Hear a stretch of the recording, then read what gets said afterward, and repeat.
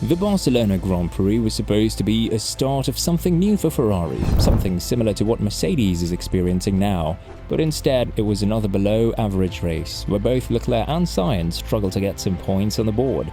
To add on to the bunch, Sainz's statement for the car's performance has raised some eyebrows as to whether or not the Maranello team will be competitive soon. What does this mean for the team and for the drivers, and will we see its drivers stand in the highest place in the podium soon? This weekend's race in Barcelona was anything but good for Ferrari, whose drivers finished P5 and P11, and while the upgrades introduced in Monaco should have been fully implemented here, we for sure didn't see any meaningful change with the SF23. Carlos Sainz delivered an impressive performance in qualifying at his home race, securing a spot on the front row alongside Max Verstappen. He made a few attempts to challenge Verstappen at the start, showing potential to give his former teammate a tough fight. However, Sainz's performance declined as he started to lose positions during the race. Both Mercedes drivers and Sergio Perez managed to overtake Sainz, leaving him unable to put up much resistance. Charles Leclerc, on the other hand, had a difficult qualifying session and remained stuck in the midfield for the duration of the race. His progress was hindered during the initial round of pit stops, leading to a frustrating and uneventful race for him. The main issue is the consistency, reckoned team principal Fred Vasseur, who pointed at wildly varying stints through the Grand Prix as the key culprit. Charles's car, for example, between the first and third stints with the same compound, the first one, the balance was out of the place and the last one was okay-ish. And Carlos, he did a decent first stint, a good last stint, and in the middle he lost 15 or 20 seconds on the competitors. It's very difficult to understand and to fix it because it's not always the same problem. I don't think that was tire deg. It could become tire deg if you push more, but it's not the main issue.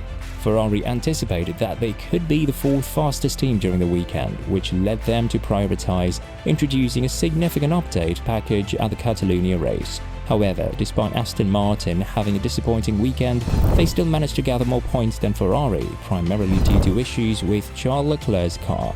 Nonetheless, the incremental improvements brought by the updates allowed Ferrari to contend for the position of the third strongest team in terms of race performance. Specifically, the engineers focused on investigating potential issues with Leclerc's SF23 chassis and evaluated the possibility of replacing it, although they eventually ruled it out based on collected data. Unfortunately, the introduced sidepods and new floor did not resolve the most critical and long-standing problems in the car. Consequently, the performance gap against Red Bull, who also brought several innovations to Spain, remained largely unchanged at around 0.7 of a second per lap. Moreover, the gap to Mercedes widened in comparison. According to a disappointed Carlos Sainz, he had to carefully manage the tyres throughout the entire race due to the high degradation they experienced. This issue is connected to the overall inconsistency of the Ferrari car, which means it struggles to deliver consistent performance in both race conditions and qualifying. We know it's a weakness of our car, and coming to a high-deg circuit and a two-stop race, we were just managing the whole way, trying to make it to the target lap of the stints and still falling short in a few of them. The weaknesses of our car are coming alive on a circuit like this with the high-speed corners and how hard we are on tires. But it also shows that yesterday we must have done a pretty good lap. I think today was again a bit back to where the car is at the moment in race pace, and yeah, probably this sort of track is not great for us.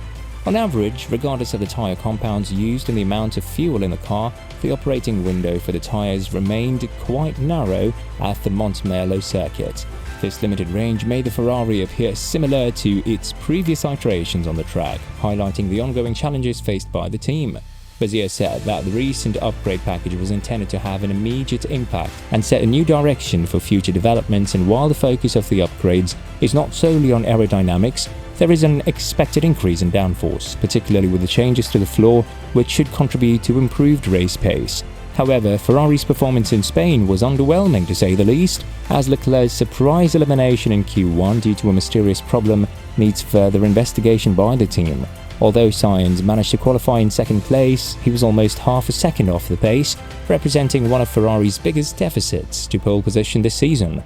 While Sainz outperformed both Aston Martins, which Ferrari had managed only once before this season, it was difficult to draw definitive conclusions as the green cars seemed very off-pace during the weekend. More concerning was the evident strength of Mercedes in the battle behind Red Bull, especially at a track known to test the car's capabilities.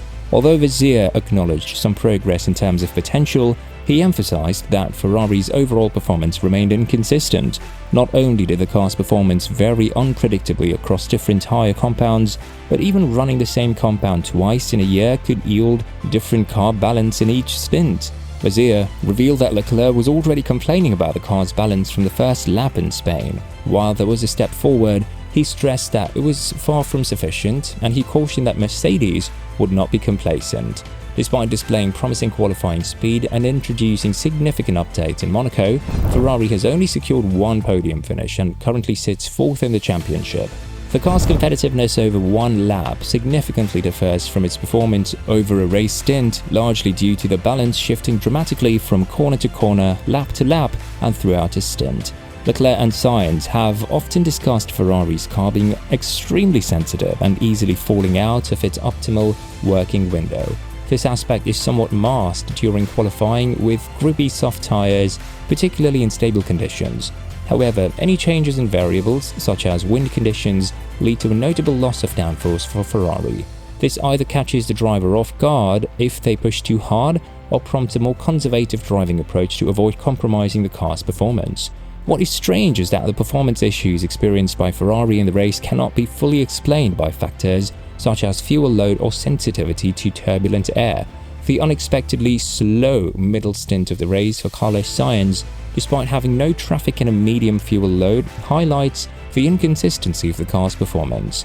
This inconsistency is frustrating for the drivers, as they cannot rely on the car to perform consistently throughout the race. Ferrari's strengths in qualifying, where the car excels when everything comes together, contrast with the struggles they face during the race. There is a significant element of risk involved, especially when using harder tyre compounds, which further adds to the uncertainty in their race strategies. The underlying problems with the SF23 remain elusive and not fully understood. The track at Barcelona, with its demanding nature, exposes any weaknesses in the car. While Ferrari may have a more competitive race in Montreal, where the track characteristics are different, it would only provide a temporary solution. The reality is that without addressing the fundamental issues, simply adding more peak performance to a car that only sporadically taps into its full potential will not lead to a convincing turnaround in Ferrari's challenging season. It remains to be seen whether Ferrari can identify and resolve these problems and make significant improvements to their car's consistency and overall performance. Another thing that's important to note is that Ferrari's new direction is far from its final stage, since it only marks the beginning of a gradual and significant conceptual shift. After placing hope in the original design, how much Ferrari is willing and able to deviate from their initial concept will greatly impact their prospects for the 2023 season and beyond. With Mercedes improving from race to race, Ferrari are in serious trouble as they fight for the second best spot, and it's not going to get better for them if they don't improve themselves. With the imminent Hamilton extension, this will further galvanize and improve the atmosphere in Brackley, almost certainly transitioning on the track, so we can expect these performances from Mercedes to continue. And not to mention Aston Martin here, who have a driver of Alonso's caliber, being able to always extract 100% of the car, and even though they had a bad race here, they are far from a mid-table team. The pressure is very much on the Maranello team to improve or simply get left behind. What do you think? Can Ferrari pull back, or will Mercedes and Aston Martin pull ahead and be the teams that will fight for the second best team this season? Let us know your thoughts and opinions in the comments below, and we'll see you next time.